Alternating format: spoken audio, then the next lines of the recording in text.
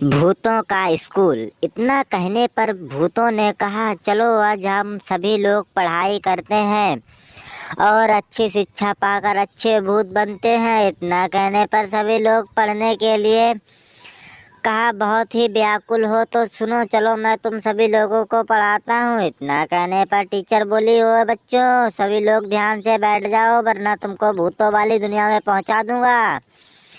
यह सोचने पर टीचर उधर साइड में बैठ गई और वो दिखाई नहीं पड़ रही थी। सभी से कह रही थी, इधर आओ, इधर आओ वरना मैं तुम लोगों को बहुत मारूंगी। यह सोचने पर उसने कहा कि तो आप मुझे क्या मारोगे, आप तो खुद भूत हो।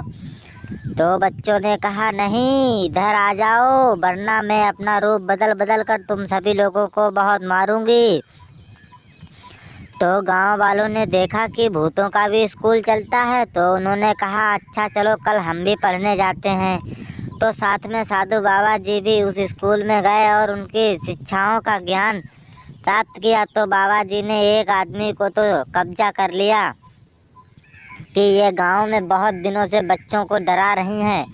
तो दूसरी चुड़ैल ने बाबा जी को ही गिरा दिया और बच्चे को भी। इतना कहने पर बच्चे ने बाबा जी को उठाया और बाबा जी फिर पंथी मारकर बैठ गए और कहा, अब तो चुड़ैल को मुझे कब्जा करना ही होगा। तभी उन्होंने एक चुड़ैल को अपने कब्जे में ले लिया जो कि उनके साथ में ही पंथी मारकर बैठी हुई थी। तो उन्होंने कहा, इस चुड़ैल को अब कोई छोड़ेगा नहीं क्योंकि ये मेरे कब्जे में है। और इतना कहने पर उसकी दूसरी बहन उसे छुड़ाने के लिए आती है और वह उसके पास जाती है, लेकिन वह उसे छुड़ा नहीं पाती है क्योंकि बाबा जी ने उसे अपने कब्जे में ले रखा था। इतना कहने पर रोहित टिंकू को उसने कब्जा कर लिया। तो बाबा जी ने कहा, रोहित तुम चिंता मत करो, मैं तुम्हें छुड़ा लूँगा। इतना कहने पर रोहित को उसने कब्जे में ले ही लिया था। तभी कहा, आज से तुम सभी बच्चों को मैं पढ़ाऊँगी। यह कहने पर सभी बच्चे घबराए हुए थे, कोई ना कोई तो हथियार लेकर आया ही था।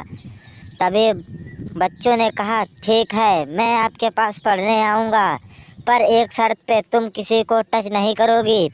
इतना कहने पर चुड़ैल कहती है, ठीक है, आप सभी लोग मेरे पास पढ़ने आइए, मैं आप लोगों को कुछ भी नहीं कहूँगी। यह सोचकर अगले दिन से बच्चों ने कहा, हम अपने घर से पूछ लेते हैं और फिर स्कूल पढ़ने के लिए आते हैं। तभी उनके घर वालों ने मना कर दिया और वह यह बात उन्होंने चुड़ैल को नहीं बताई। और चुड़ैल ने कहा, अगर तुम लोग कल नहीं आए तो मैं रूप बदल कर तुम सभी लोगों को बहुत मारूंगी।